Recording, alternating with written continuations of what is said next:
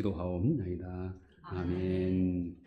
하나님의 말씀 신약성경 211쪽 에베소서 2장 8절로 10절 말씀을 우리 같이 봉독하겠습니다.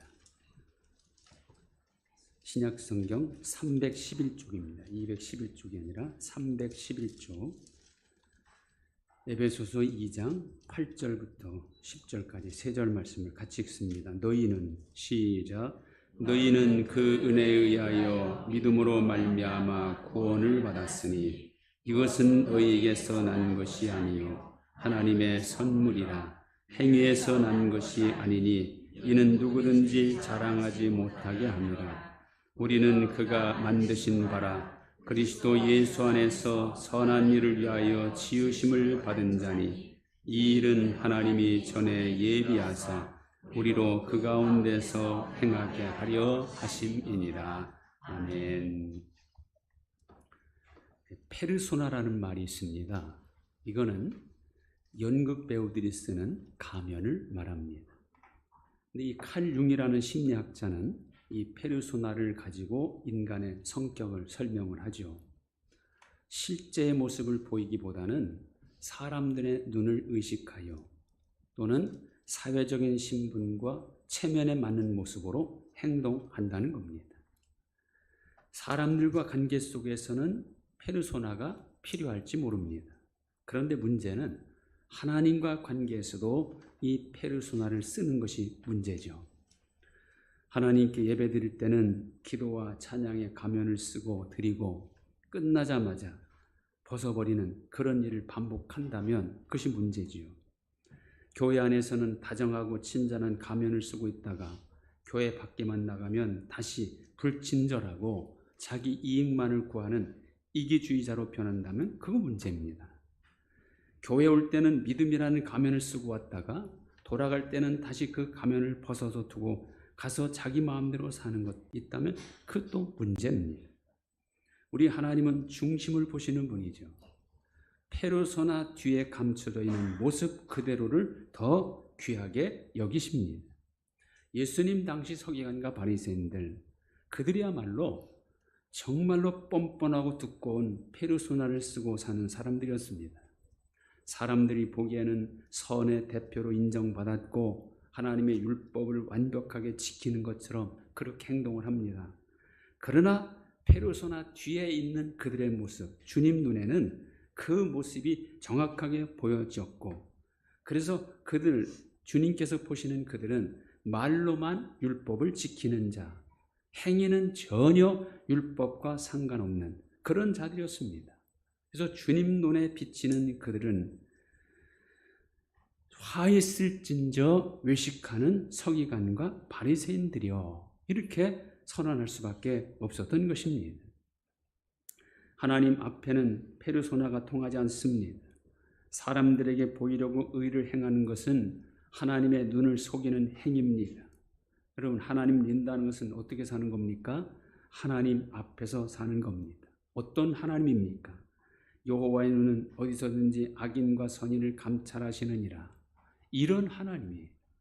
이런 하나님 앞에 산다는 것은 누가 보든지 안 보든지 알아주든지 안 알아주든지 시간과 상관없고 장소에 구별 없이 상황에 따라 변함없이 정직하고 성실하게 사는 거죠. 만일 하나님을 믿는다고 하는 누구라 할지라도 사람들이 알아주는 일은 열심히 하고 사람들이 별로 관심을 갖지 않는 일에는 관심조차 없다면 그것도 하나님을 속이는 일입니다. 하나님은 어디에나 계시는 분임을 믿는다는 사람이 교회 안에서의 모습과 교회 밖에서의 모습이 다르다면 그것도 하나님을 속이는 일이죠. 하나님은 언제나 살아계시는 분으로 믿는다는 사람이 기도하고 찬양할 때 모습과 일할 때 모습이 전혀 다르다면 그것도 하나님을 속이는 일입니다. 우리가 믿는 하나님, 우리를 사랑하시는 하나님은 결코 시시한 분이 아닙니다. 그 어떤 것에도 제한받지 않으시고 없는 것도 없으시고 못할 것도 전혀 없는 그런 크시고 엄청난 분입니다. 그런데 그런 하나님을 우리가 자꾸 제한시키려고 하죠. 하나님의 능력마저도 우리 기준에 맞추려고 합니다. 이거야말로 교만이죠. 하나님의 존재를 완전히 부인하는 것도 불신이지만 하나님을 온전히 믿지 못하는 것도 불신입니다. 작은 내 생각 속에, 작은 내 기준 속에 하나님을 묶어두는 것이야말로 하나님을 모독하는 일입니다. 내가 원하는 것을 정해놓고 하나님 보고 그것대로 움직여 주시고 해달라고 강요하는 이것도 어떻게 보면 교만입니다. 하나님은 세상의 그 수많은 잘난 사람들, 똑똑한 사람들 제껴두고 우리같이 미련하고 연약한 사람들을 친히 택하여 주셨습니다. 하나님께 택함받은 사실, 이거야말로 기적이고 가장 큰 은혜와 축복입니다. 왜냐하면 하나님은 나를 택하시기 위하여 어떤 희생을 치르십니까? 창조의 자리, 영광스러운 자리, 모든 것의 주인 자리를 버리시고 가장 수치스러운 자리에까지 내려오셔서 자기 목숨을 대속물로 내어주셨습니다. 누구든지 이 사실을 믿기만 하면 어떤 죄인인지 용서하시고 하나님의 자녀에는 권세를 주십니다. 믿음이 가장 귀한 은혜입니다. 믿어지는 것이 가장 큰 기적입니다. 왜 그렇습니까? 이 믿음 안에 하늘의 모든 신령한 복이 있기 때문이고 오늘도 살아계시는 역사의 주인 되시는 하나님의 보호와 끊임없는 사랑을 받을 수 있기 때문입니다. 믿음은 모든 사람의 것이 아닙니다. 분명 믿음은 택함 받은 사람의 것입니다. 주님 친히 말씀하시죠. 요한복음 6장 65절 내 아버지께서 오게 하여 주지 아니하시면 누구든지 내게 올 수 없다 하였노라. 자, 오늘 읽을 말씀도 증거합니다. 너희는 그 은혜에 의하여 믿음으로 말미암아 구원을 받았으니 이것은 너희에게서 난 것이 아니요 하나님의 선물이라. 분명 믿음은 하나님의 선물입니다. 행해서 난 것이 아니니 이는 누구든지 자랑하지 못하게 함이라. 우리의 어떤 선한 행위로도 믿음 안에 주시는 은혜에는 미치지 못하죠. 마태복음 22장에서 주님은 천국에 대한 비유 말씀을 하십니다. 어떤 임금이 자기 아들 위해 혼인잔치를 베풀고는 종들을 보내서 청한 사람들을 오라 합니다. 그런데 청함받은 사람들은 한결같이 나는 밭에 가야 한다, 나는 장사해야 한다, 이런저런 핑계로 오기를 싫어합니다. 어떤 사람은 오라고 심부름한 종들을 잡아 능욕하고 죽이기까지 합니다. 그러자 임금이 화가 나서 군대를 보내어 살인한 자들 진멸하고 동네를 불살라버리죠. 임금은 이제 종을 사거리 길로 보내서 만나는 대로 사람들을 잔치에 청하여 오라고 명령합니다. 종들이 나가 악한 사람이든 선한 사람이든 만나는 대로 다 데려오니까 잔치자리가 가득합니다. 임금은 손님들을 둘러보다가 그중 한 사람이 예복을 입지 않고 있는 것을 봤습니다.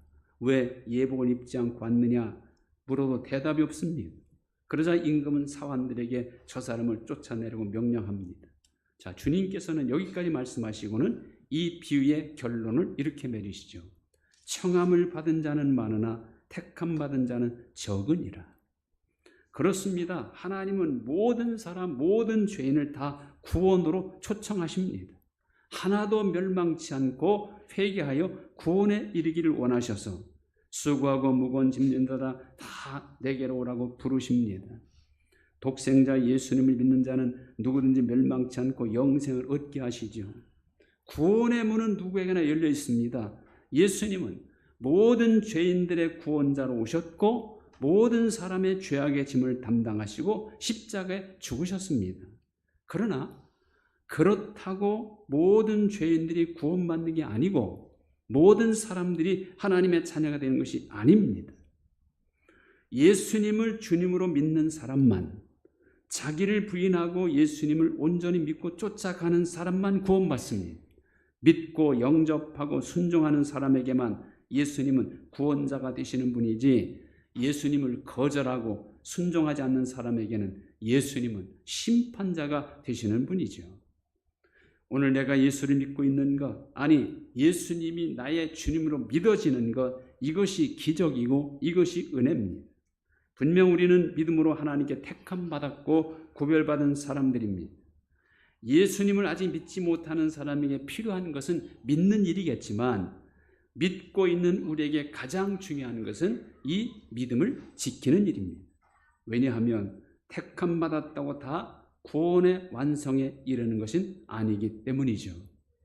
택함 받은 자리, 이 믿음의 자리를 지키지 못하면 무효 처리하십니다.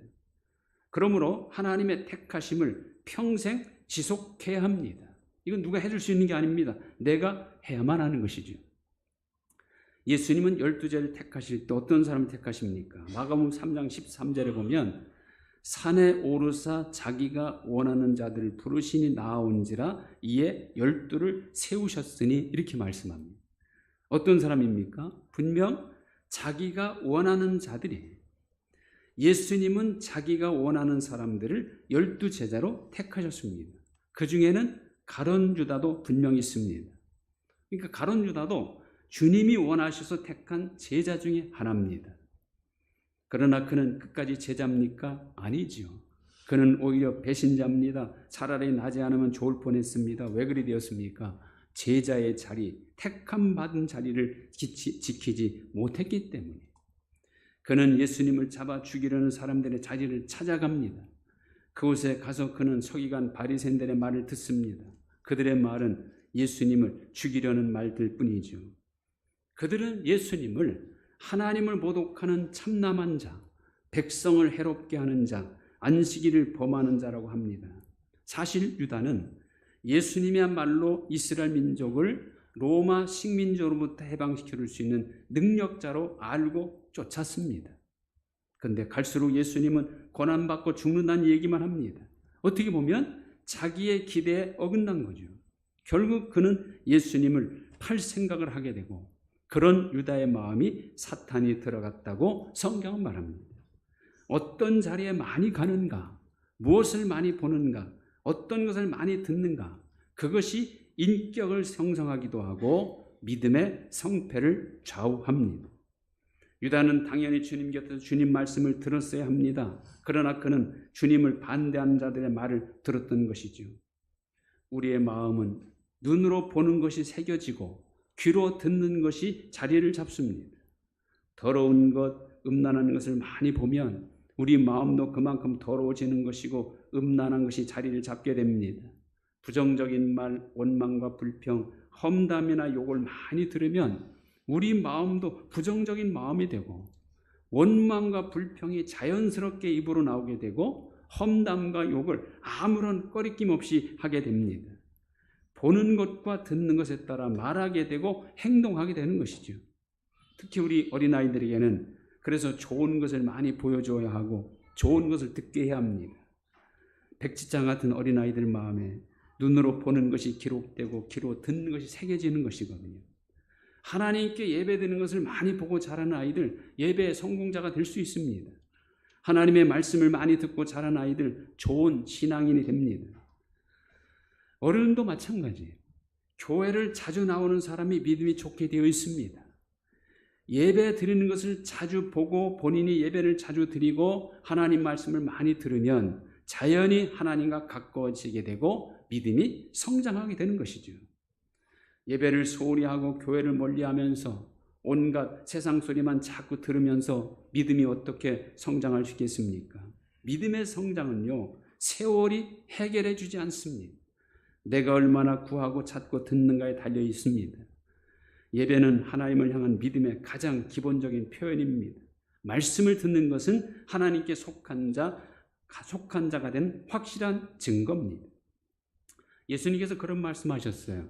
하나님께 속한 자는 하나님의 말씀을 듣나니 너희가 듣지 아니함은 하나님께 속하지 아니하였음이로다.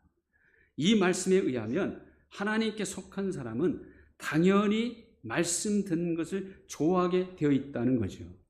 하나님 말씀대로 살려고 노력하게 되어 있다는 겁니다. 이건 정말 중요한 문제예요.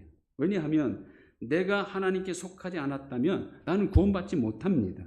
천국과도 상관없게 됩니다. 하나님의 자녀가 될 수 없습니다. 그러므로 나는 정말 하나님께 속한 사람인가? 이 질문을 가지고 우리는 언제나 고민하고 하나님께 속한 자로 살아가야 하는 것이죠. 자, 하나님께서는 왜 나를 택하셨습니까? 우리를 택하시고 우리를 지으신 목적이 뭡니까? 오늘 10절에 보면 우리는 그가 만드신 바라 그리스도 예수 안에서 선한을 위하여 지으심을 받은 자니 이 일은 하나님이 전에 예비하사 우리로 그 가운데서 행하게 하려 하심이라. 선한 일을 위하여 지으셨답니다. 다시 말해 선한 일을 하게 하기 위하여 우리를 택하셨다는 겁니다. 선한 일이 어떤 일입니까? 선한 분이신 하나님이 원하시는 일이 선한 일입니다. 그러면 우리 하나님이 가장 원하시는 일이 뭡니까? 특별히 하나님의 자녀, 하나님의 백성들에게 노골적으로 원하시는 일이 있습니다. 그게 뭡니까? 시편 81편 13절 내 백성이 나를 청종하며 이스라엘이 내도 행하기를 원하노라. 시편 105편 45절 이는 그들이 그의 율례를 지키고 그의 율법을 따르게 하려 하심이로다. 시편 105편의 내용은 하나님께서 이스라엘을 구원하시게 하여 얼마나 큰 능력과 은혜를 베푸셨는가를 찬양하는 시입니다. 왜 하나님은 무엇 때문에 그토록 이스라엘을 사랑하시고 구원하셨는가? 그 목적이 바로 이 45절이라는 겁니다. 이스라엘로 하여금 율례를 지키며 그 법을 따르게 하기 위해서다라고 말하죠. 그렇습니다. 이것이 우리를 하나님이 택하신 목적입니다. 오늘 이 시대에 우리를 택하신 목적이 바로 그겁니다. 우리로 하여금 당신의 도를 행하게 하려고 하나님 말씀에 순종하며 살게 하려고 그렇게 지으셨다는 거죠. 결국 믿음은 곧 순종입니다. 순종하는 믿음이 온전한 믿음이요 능력 있는 믿음이요 진정한 믿음의 분량입니다. 그러면 순종은 뭡니까? 실제적인 내 삶의 현장에서 하나님의 말씀을 적용하며 사는 것이 순종입니다. 하나님의 말씀은 교회 하나만 매이는 말씀이 아닙니다. 누구에게나 어디에서나 어떤 상황에서나 변함없는 진리요 운동력이 있는 살아있는 말씀입니다. 그러므로 이 말씀을 삶에 적용할 때 하나님은 약속하신 대로 역사하시고 도와주시는 겁니다. 순종은 유례적이고 습관적인 종교 행위가 아닙니다. 계속 항상 삶 자체가 하나님의 말씀을 실천하는 것, 그게 바로 순종이에요. 하나님을 향하여 눈을 감고 기도할 때 사용한 그 언어를 일상의 대화에서 사용하는 언어와 차이가 없어야 합니다. 무슨 일을 하든지 주님께 하듯 해야 합니다. 하나님께 예배드릴 때 그 자세, 그 모습이 곧 세상에서 살아가는 우리의 일상의 모습과 틀리지 않아야 합니다. 우리의 행동 하나하나 하나님의 말씀을 드러내고 주님을 올바로 소개하는 소개장이 되어야 합니다.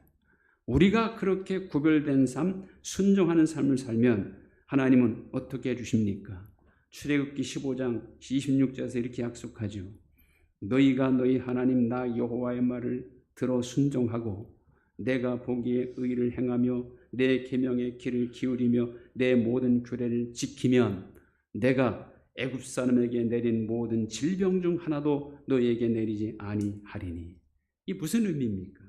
아예 따로 구별하여서 애굽 사람들과는 완전히 구별하여, 여기서 애굽 사람은 물론 애굽 사람 실제는 애굽 사람 말하지만 오늘날로 말하면 세상을 의미하기도 합니다. 세상의 모든 사람과 따로 구별하여 특별히 지키시고 사랑하신다는 거죠. 이 하나님은 지금도 역사의 주인이시고 이 약속을 반드시 지키시는 분입니다. 일상의 삶 전체를 하나님 말씀에 순종하는 믿음으로 사는 것, 그게 바로 복입니다. 하나님은 분명 우리를 사랑하셔서 특별히 하나님의 것으로 택하여 주시고 지어주셨습니다. 우리를 지으신 목적, 택하신 목적은 순종을 이루어 드리는 일입니다. 날마다 이 순종을 이루어 드려서 누구보다도 더 크고 더 깊고 더 많은 하나님의 은혜와 축복을 받는 저와 여러분 될 수 있기를 주님의 이름으로 축원드립니다. 하나님 감사합니다. 많은 사람들 중에 우리를 특별히 택하여 주심을 감사합니다. 세상 속에 살지만 하나님이 원하시는 선한 일을 행하기 위하여 우리를 택하신 줄로 믿습니다. 그건 바로 우리가 일상의 삶을 통하여 하나님께 순종하는 삶임을 오늘 말씀을 통해 깨달았사오니 더 순종을 통하여 하나님의 뜻을 이루어 드리는 저희들 되게 하시고 그로 인하여 하나님께로부터 더 큰 은혜, 더 많은 은혜와 복을 받는 우리 모두가 되게 하여 주옵소서. 예수님의 이름으로 기도하옵나이다. 아멘. 우리 다 같이 일어나셔서 300